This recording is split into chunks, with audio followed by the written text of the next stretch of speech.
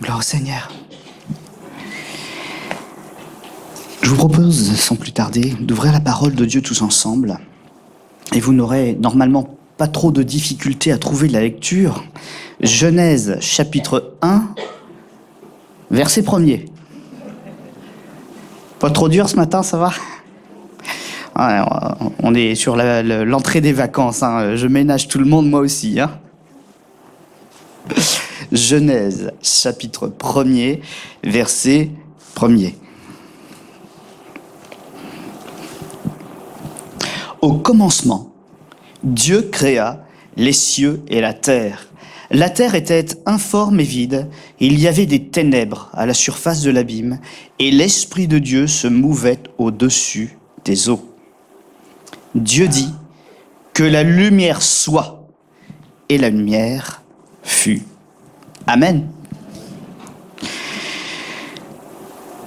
C'est le premier commandement de Dieu que nous trouvons dans l'Écriture. Il est fondamental parce qu'il vient encore à nous aujourd'hui. Nous sommes entourés de la même chose que cet amas informe et vide. Nous sommes entourés de ténèbres.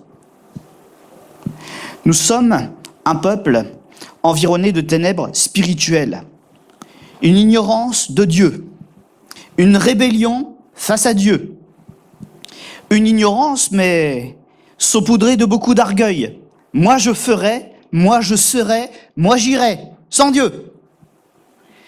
Et c'est cela qui nous entoure dans notre quotidien. Nous sommes entourés de ce que la Bible appelle des ténèbres, au sens spirituel. Et le premier commandement de Dieu a été celui-ci, et il court donc encore jusqu'à aujourd'hui, que la lumière soit. C'est le fondement de la volonté de Dieu, que l'on parvienne à la connaissance de sa personne, de qui il est, de ce qu'il veut faire, et du projet qu'il a avec nous. Parce que Dieu a un projet avec nous. C'est vrai que, si on fait un petit peu d'études bibliques, il y a quelque chose qui n'est pas très cohérent dans cette lecture. Dieu dit que la lumière soit au milieu des ténèbres, mais il nous est dit, le verset d'avant, que la terre était informe et vide. C'est un peu dans le désordre tout ça. Hein ? Est-ce qu'il s'agit d'une création, d'une recréation après la chute du diable, qui a tout impacté ? Il semblerait que ce soit ça. Et le diable, il poursuit son œuvre. Dieu a annoncé qu'il créerait son vis-à-vis, un homme à son image. Le diable y a vu un défi de Dieu, quelqu'un de plus grand que lui. Il avait déjà Dieu dont il voulait le trône, et maintenant il y avait vous et moi. La colère du diable qui se déchaîne, qui a voulu détruire cette création. Et donc nous sommes là face à un récit de recréation, mais peu importe. Dieu n'a pas changé. Chacune de nos vies abîmées, entachées par les ténèbres, emprisonnées par les ténèbres, ces vies informes et vides, ces vies défigurées, ces vies blessées, Dieu veut qu'elles viennent à la vie. Dieu veut qu'elles viennent à la lumière. Dieu veut réparer ce que l'impact du péché a brisé, a sali, a dénaturé. Et ce qui est merveilleux, c'est que Dieu ne voit pas des ruines. Il voit toujours sa signature sur les créations que nous sommes. Il veut en prendre soin. Il veut les ramener à la vie. Il veut les guérir. Dieu veut que tu sois guéri. Que la lumière soit sur ta vie. Une œuvre créatrice, une œuvre de réparation, une œuvre de recréation, de création, qui, dans la volonté de Dieu, doit nous amener à un mouvement et à une vie. Dieu veut que nous vivions et que nous soyons heureux. Les commandements qu'il a donnés sont des commandements qui ont été donnés afin que tu vives et que tu vives heureux sur la terre, dans un premier temps, et pour l'éternité avec lui, dans le second temps.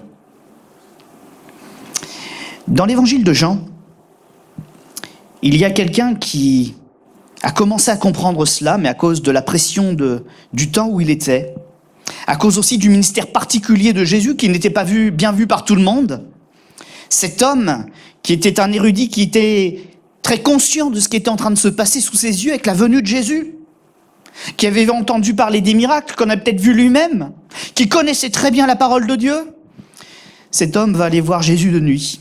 Il s'appelait Nicodème. Nicodème, docteur de la loi, qui a voulu se faire sa propre opinion de la personne et de l'enseignement de Jésus. Il a affronté le regard des autres, parce qu'il était conscient d'une chose, il avait une religion, il avait une connaissance lointaine de Dieu, transmise par un livre saint, mais lui-même à l'intérieur, il y avait encore un désordre pour lequel il avait besoin d'un créateur qui le visite. Et il a voulu faire quelque chose que les autres avaient du mal à accepter, une expérience avec Dieu, qui allait le toucher. Il était conscient que ça allait faire une révolution dans sa vie. Il est conscient que ça allait changer des choses, que ça allait changer son paysage, sa perspective, peut-être son rang social. Alors il est premièrement allé de nuit, mais malgré tout ce que certains ont pu en dire, il est allé avec courage pour avoir sa réponse à lui. Il est allé dans les ténèbres, la nuit, pour interroger la lumière et repartir avec la lumière. Et Dieu lui a parlé, Jésus lui a parlé, avec le même discours qu'il avait dès le premier verset de la Bible. Il lui a parlé du souffle nouveau qui devait le ramener à la vie, le Saint-Esprit. Et comme au premier jour, il est là sur la terre, il façonne, il refaçonne, il répare. Il est le souffle de Dieu qui va t'amener dans un nouveau mouvement. C'est vrai, tu es un homme, Nicodème. Tes yeux ne voient pas l'Esprit de Dieu. Il ne sait pas comment il se déplace, mais quand l'Esprit de Dieu est en train d'agir, il est comme le vent. Tu ne le vois pas, mais quand il souffle, tes beaux cheveux s'envolent dans le vent. Et tu sais qu'il est là.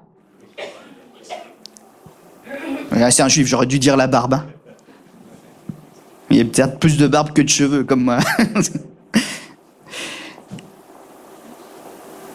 Et c'est cela que le Seigneur fait encore aujourd'hui.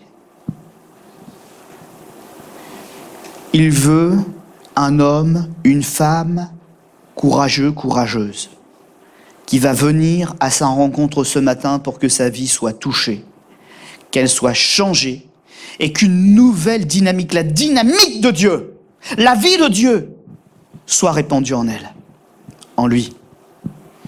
Il souffle, et il souffle où il veut. Il va où il veut. Mais celui qui saisit son courant, celui qui l'accepte, ils sont entraînés par cet esprit en direction de Dieu, en direction des œuvres de Dieu. Et comme ils sont inondés par ce courant de vie, par ce souffle de vie, tout devient possible. Connaître Dieu, rester près de Dieu, être guéri par lui, être conseillé par lui. Le souffle de Dieu, l'Esprit de Dieu est à notre portée ce matin. Dès les premiers temps de l'univers et jusqu'à aujourd'hui, Dieu n'a pas changé. Son Esprit agit. Il agit dans toute sa création et il veut agir en vous. Il veut vous façonner à l'image du modèle dont nous parlons dimanche après dimanche, et même pas que le dimanche, à cœur de semaine aussi. Nous parlons de Jésus, et il est important dans tellement de choses. Mais il est aussi tout simplement le modèle d'être humain que Dieu veut trouver. Et il est aussi la proposition du plan que le Seigneur veut accomplir avec nous. Si tu es fasciné par la personne de Jésus, si tu as compris qu'en lui réside toute la plénitude de Dieu, si tu crois que véritablement Jésus est une personne que Dieu peut accueillir, sache que le plan te concerne. Jésus était le premier, mais Dieu veut te façonner pour que tu deviennes comme son Fils. Et il veut t'accueillir comme son Fils. Et il veut t'aimer sans limite, comme son Fils, comme sa fille. C'est ça le plan. C'est vrai que parfois, souvent, c'est notre nature. Nous disons que nous aimons Dieu, nous apprenons beaucoup avec zèle ce que la parole de Dieu dit, mais la limite arrive au moment où il faut mettre en pratique. Alors on arrive à mettre en pratique certaines choses, Mais il y en a d'autres, c'est un petit peu plus difficile. Et le Seigneur ne veut pas qu'on se limite aux expériences les plus faciles. Il veut qu'on marche avec lui jusqu'au bout du chemin qu'il est en train d'ouvrir.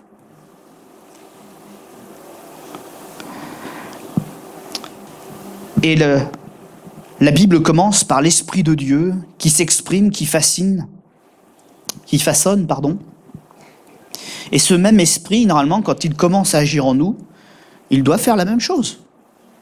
Au travers de nous, comme au travers de la création, il doit souffler, il doit s'exprimer, se faire entendre, ramener à la vie, faire connaître la volonté de Dieu.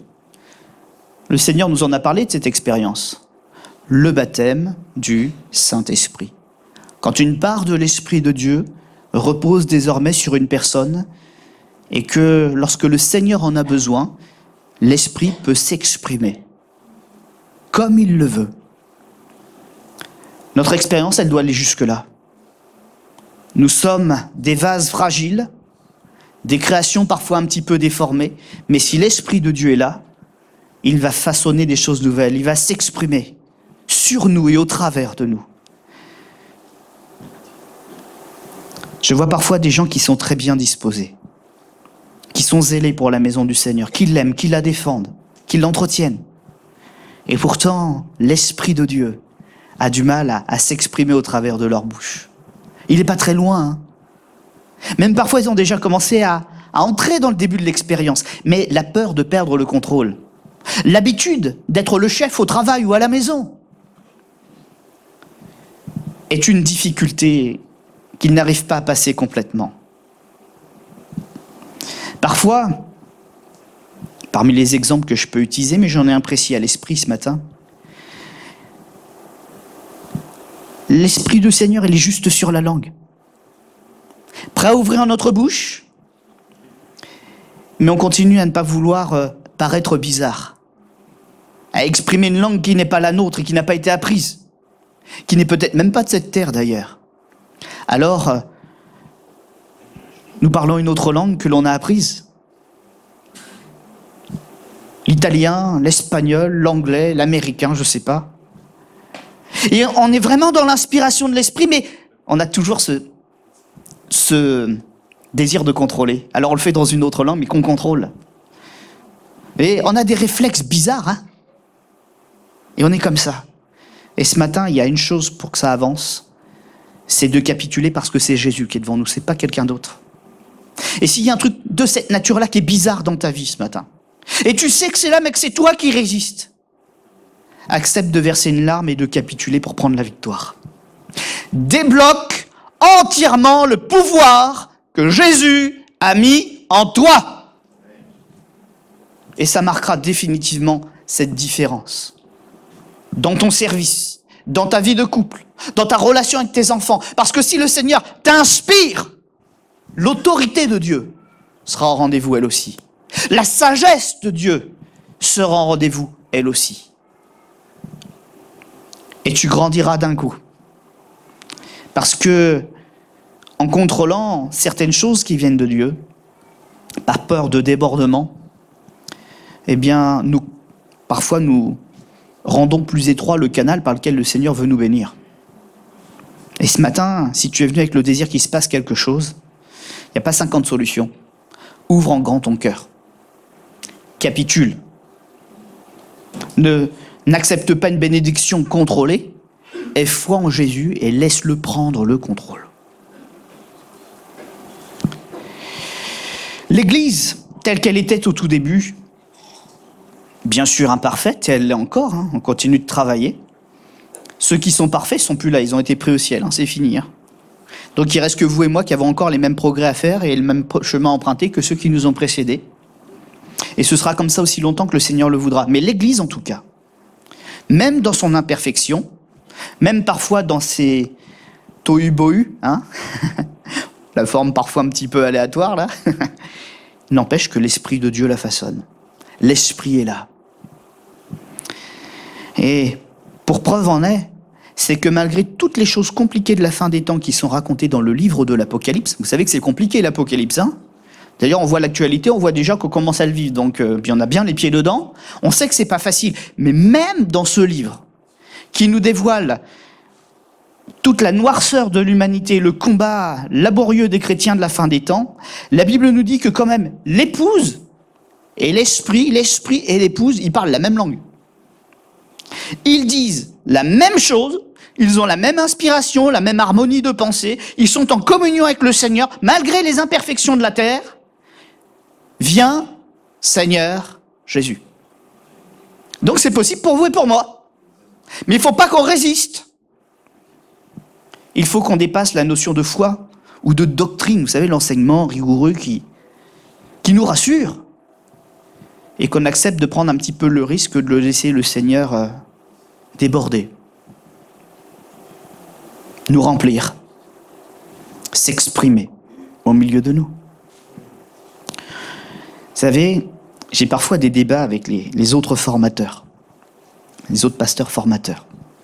Ils veulent des stagiaires parfaits dès qu'ils arrivent pour pas avoir de problème avec eux. Et je dis, mais la formation, c'est pas ça. On te confie une personne qui, bien sûr, au niveau des connaissances, a quelques manques, mais il y a aussi le comportement à travailler. Il y a aussi le savoir-être, la relation avec les autres. C'est pour tout cela qu'on les forme, nos jeunes. Donc, pour qu'une personne devienne un bon pasteur demain, ou un bon serviteur, ou une bonne servante, de manière générale, il faut accepter de prendre des risques avec cette personne, et d'être conscient qu'il y aura des boulettes, mais qu'on y sera ensemble pour que de son erreur, quelque chose de bon en ressorte. Nous avons un Dieu qui nous a montré l'exemple. Il transforme la malédiction en bénédiction, le mal en bien. Il le fait avec nous ce matin. Alors oui, des fois, il y a un peu de débordement. Oui, des fois, il y a la voix de l'esprit. On aimerait entendre autre chose, parce que le Seigneur, quand il dévoile, il dévoile. Mais c'est pas non plus pour rester comme ça toute notre vie. Il y a un temps où on apprend, un temps où ça sort, et puis un temps où la maturité ensuite nous rejoint et où nous apprenons à maîtriser. Dans les premières églises, c'était le cas. À Corinthe, il y a un chapitre sur les dons spirituels. Merci Seigneur. Puis ensuite, il y en a un sur l'amour, puis ensuite, il y en a un sur la discipline des dons spirituels dans l'église. Donc il faut bien que chemin se fasse, comme on dit. Nous apprenons, nous expérimentons, nous réglons, et ensuite nous sommes forts et nous transmettons le relais. L'Église n'est pas statique. Et dans nos cœurs, dans nos esprits, on ne télécharge pas une doctrine, on ne fait pas de nous des robots avec un lavage de cerveau. Mais si nous croyons, c'est parce que nous avons expérimenté. Et nous avons les plus belles des promesses.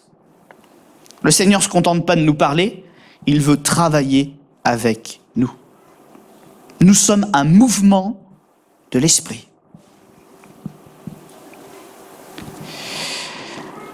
Je ne sais pas si vous connaissez un petit peu certains points du réveil spirituel qu'il y a eu en France et par lequel les églises pentecôtistes telles que celle-ci sont apparues en France.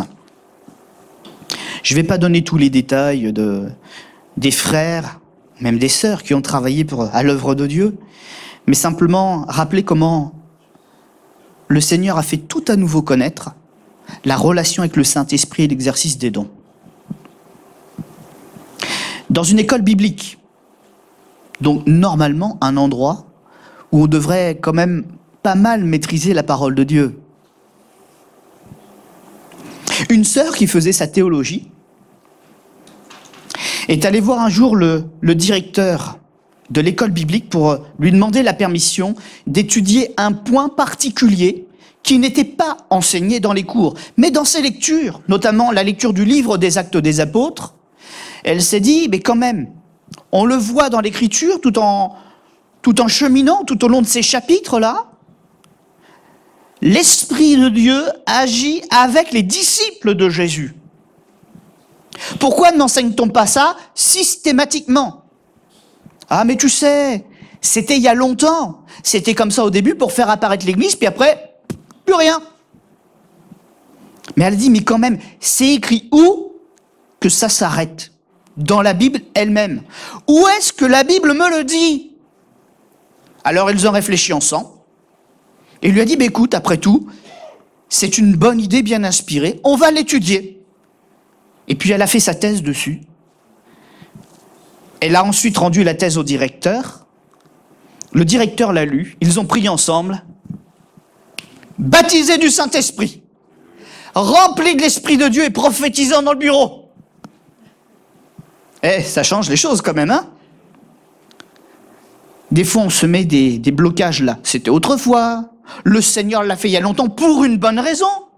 Mais est-ce que c'est écrit dans la Bible que c'est comme ça?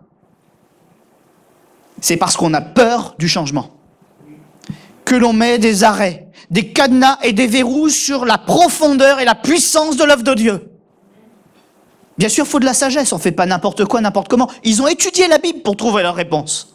Ils ont été fidèles avec ce que le Seigneur leur a donné pour trouver la bonne réponse. Et ils ont reçu la confirmation de Dieu. Ce matin, peut-être que tu as la bonne réponse, mais peut-être que juste tu as peur. Demande à Dieu sa confirmation. Si tu vis l'expérience pour lui et avec lui, assurément tout ira bien. Assurément. Puis il s'est passé que cet enseignement a été répété dans une petite église baptiste. Et puis, il y a eu là un réveil, une effusion du Saint-Esprit. Alors je le dis sans préjugés, c'était une église de noirs. Et les pasteurs blancs ne voulaient pas y aller. Ils ne voulaient pas être vus. Comme Nicodème, qui ne voulait pas être vu de jour. Alors il est allé la nuit. Et on a retrouvé sous les fenêtres de cette église baptiste des pasteurs blancs qui écoutaient. Alors je ne sais pas si le prédicateur était malin ou s'il était inspiré. Entre toi qui es dehors sous la fenêtre. C'est authentique, ça s'est passé comme ça. Alors oui, il y a toujours des barrières culturelles, barrières sociales, machin, etc. Lui, le Seigneur, il ne regarde pas à ça. Il a rempli tout le monde. Et il a relancé la mission qui s'était arrêtée pour des raisonnements d'hommes. Il a continué d'honorer sa promesse pour ceux qui s'en sont rappelés.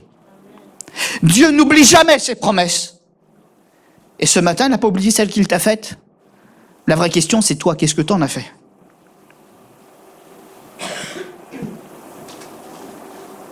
Trop long? Pas exactement ce que je voulais? Pas comme je voulais? Pas avec les personnes que je voulais? La Bible déclare une chose qui est claire et nette. Là où est ton cœur, là aussi sera ton trésor. Si ton cœur n'est pas avec tes frères et sœurs, si ton cœur n'est pas pleinement avec Dieu, tu n'as pas le trésor. Mais si ton cœur est plein d'amour, pour ton Dieu, pour ton prochain, pour ton Église, tout le trésor te sera donné. Parce que le Seigneur ne fait pas des petites œuvres. Comment a-t-il racheté l'Église? Comment a-t-il acheté le plus précieux des trésors? C'était comme un champ dans lequel il a découvert ce trésor. Il aurait pu prendre le trésor et rien dire à personne. Hein? Est-ce qu'il a fait comme ça, le Seigneur? Est-ce que c'est son mentalité? Est-ce que c'est son état d'esprit? Il a donné tout ce qu'il avait pour acquérir légalement le trésor et le champ. Pour que rien ni personne ne puisse dire « Non, c'était pas à toi, t'avais pas à le prendre. Tout est à moi, dit le Seigneur. Toute la création, tout ce qu'elle renferme, le bon, le mauvais, tout m'appartient, je prends tout. »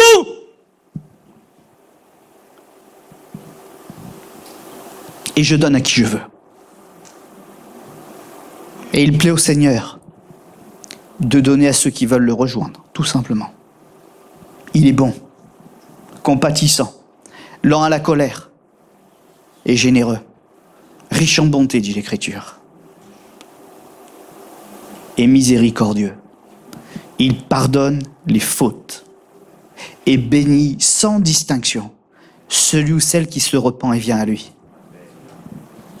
Tu penses être un petit chrétien parce que on t'a dit dans une église ou une dénomination particulière qu'il y avait des grands appelés, des moyens appelés, des petits appelés, puis le reste, c'est pas biblique. Dieu nous appelle tous, sans distinction de race, d'origine, même d'erreurs commises à la base, ou hier. Mais celui qui se repent a la pleine assurance de son salut, du pardon de Dieu, et de l'entier accès à ses richesses et à son héritage. Hier, tu blasphémais. Mais Paul aussi. Le grand apôtre Paul blasphémait. Mais quand il a donné son cœur au Seigneur, sa bouche a été remplie et il a prophétisé. Et ensuite, il a enseigné. Et ensuite, il a transmis le relais. Alors tu es qui pour dire à Dieu, c'est pas ma place, puisqu'il t'appelle? Entends sa voix et repens-toi. Et prends tout ce qu'il a à te donner. C'est pas dans le plan de Dieu qu'il y ait des petits chrétiens. Il voit des gens armés des armes qu'il leur a données. Sa parole, la vérité, sa justice, sa paix, la prière, l'évangile et le salut, la foi comme bouclier. Toutes ces choses, il nous les donne à chacun sans distinction. Et donc l'Église a tout ce qu'il faut pour avancer. Elle est destinée à être en mouvement, un mouvement de l'esprit, qui cherche Dieu, qui trouve Dieu et qui répand le nom de Jésus. L'éternel salut destiné à l'humanité. Depuis Acte 2, nous savons qu'une chose qui était rare, parce que Dieu était en train d'instaurer son nom, était en train d'instaurer ses principes et de les enseigner, mais à partir d'Acte 2, le relais était transmis à l'Église. Ce que Jésus a commencé de faire, chapitre 1er, au chapitre 2, avec le baptême du Saint-Esprit, c'est l'Église qui continue de le faire. Répandu sur la terre, exactement comme au premier cycle de la création. Répandu sur toute la terre, sur toute chair qui confesse Jésus et qui l'accepte. Son action a donc bel et bien traversé le temps et accompagné toutes les générations jusqu'à aujourd'hui. La plupart du temps, c'est vrai, discrètement. Dieu n'est pas un Dieu de spectacle. Et c'est pas parce qu'il n'y a pas des milliers de guérisons tous les jours et à tous les endroits que le Seigneur n'est pas là. Je parlais avec ma femme de quelque chose hier. C'était pas prévu, mais bon, c'est un bon exemple, je vais le prendre. Ma femme est un bon exemple, mais je la garde par contre. Voilà.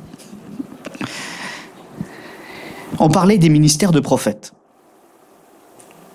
Et on parlait de l'inspiration qui est dedans, mais on parlait surtout de la forme avec laquelle ils s'exercent. Et on a un bon ami, je ne dirai pas le nom, voilà, c'est enregistré, mais dans sa forme prophétique, il est très comme les prophètes de l'Ancien Testament. Même il passe dans les rangs et il dévoile les choses au passage.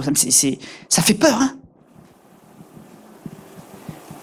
Et puis il y en a d'autres, la parole est inspirée, c'est la même, hein, mais avec beaucoup de discrétion. On pourrait même penser que c'est pas un prophète, que c'est un simple pasteur en train de prêcher la parole sur l'estrade. Mais il se passe la même chose, les cœurs sont dévoilés, et l'un comme l'autre, on les entretient après. Alors nous, on reste bloqué sur la forme. Ouais, mais le frère, c'est pas un prophète. Il n'est pas descendu sur les rangs, parler au frère en face en disant « Ouais, je connais ta vie !» Alors c'est pas un prophète, il n'a pas fait assez de bruit, vous voyez. Mais t'es qui pour dire ce que Dieu a donné à une personne ou à une autre? Regarde le résultat. Regarde le résultat et arrête de te conformer à des cultures. C'est l'Esprit de Dieu qui parle. C'est l'Esprit de Dieu qui convainc. C'est l'Esprit de Dieu qui change les vies. Et pour que ça marche, il faut que toi tu y crois. Sinon, tu bloques l'action de Dieu. Pour ta vie, en tout cas. Parce que je peux te garantir que les autres, eux, quand ils expérimentent ça, ils ont envie que ça continue. Hein. Alors, je vous rassure, hein, je ne vais pas descendre dans les rangs, voir chacun. C'est pas ma sensibilité, de toute façon. Vous avez de la chance. Peut-être pour ça qu'on m'a embauché, d'ailleurs, je ne sais pas. Gentil. Mais ça n'empêche pas que ce qui est parole de Dieu va vous avoir touché en plein cœur, et ça fera son effet. Alors ne résistez pas à l'action de Dieu. N'endurcis pas ton cœur, comme dit l'Écriture, mais prépare-toi à la rencontre de ton Dieu. Accepte-le tel qu'il se dévoile, tel qu'il se révèle. Accepte qu'il te change. Et si tu prends une décision, arrête de gâcher toutes les bonnes choses que tu as mis dans ton cœur en jouant à un jeu. Je pense à des jeunes, là, notamment. Je n'ai pas de prénom spécial à l'esprit, mais j'ai ça qui me revient, là. Arrête de faire ta racaille. Si tu as été brisé par Jésus, arrête de gâcher les efforts de Jésus. Mais lève-toi comme un homme, ou lève-toi comme une femme.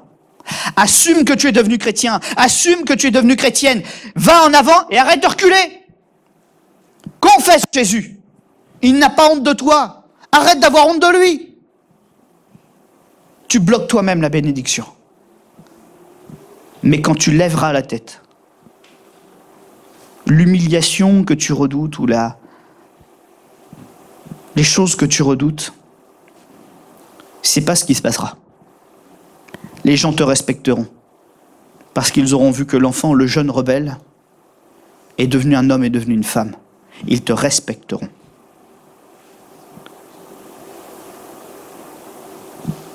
Ne laissons pas donc toutes ces choses-là nous bloquer, mais soyons dans le mouvement de l'esprit.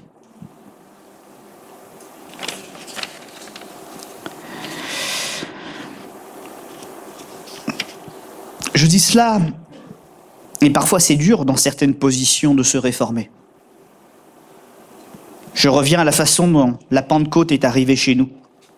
Encore une fois, je saute les ministères et tout ça. Bon, vous connaissez certainement votre propre histoire. Mais ce que je note, c'est que les premières églises pentecôtistes, pour les bâtir, il a bien fallu des personnes. Elles sortaient d'où, ces personnes?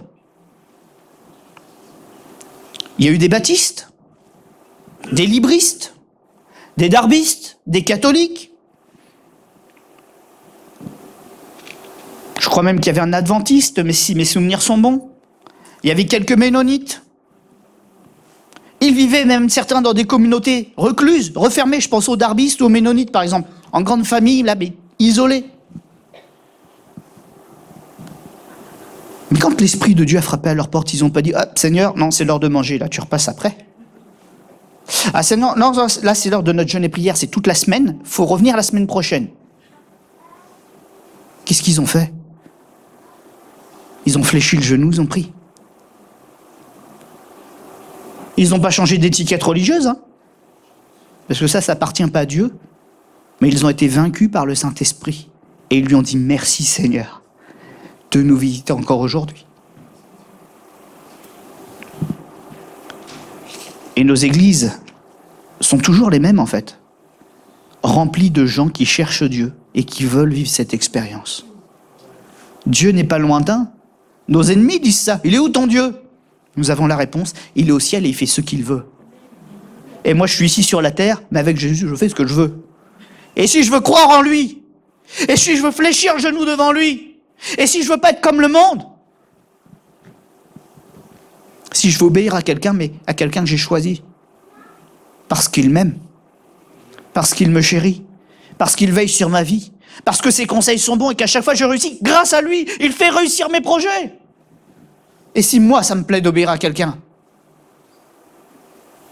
eh ben, je, comme mon Dieu, je fais ce que je veux. Et ce matin, je le fais.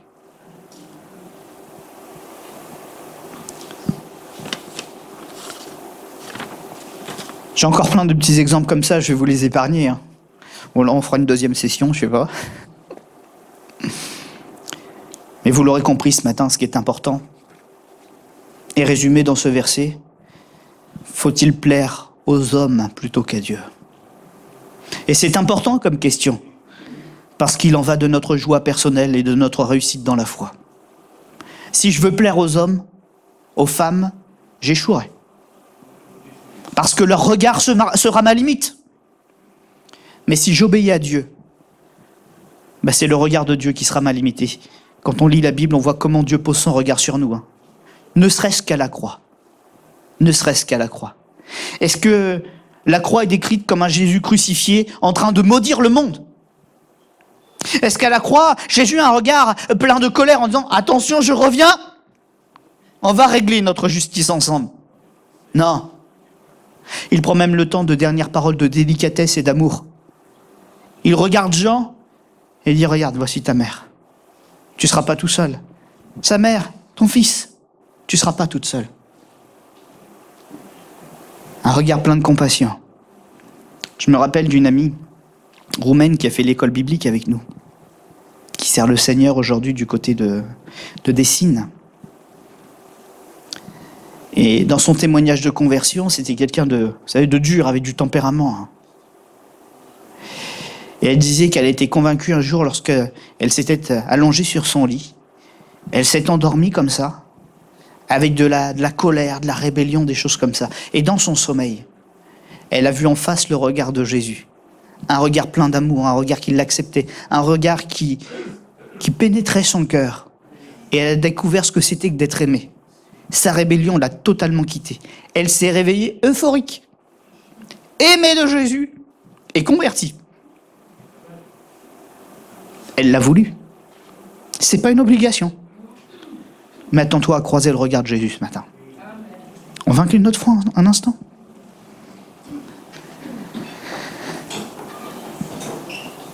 Seigneur notre Dieu, nous le disons souvent sans le réaliser. Jésus-Christ est le même hier, aujourd'hui, éternellement. Dès le premier commandement, dès la première expression de ta volonté, tu as mis les choses en mouvement, du sein même du chaos, du sein même du désordre, et tu as répandu la vie et la vie en abondance.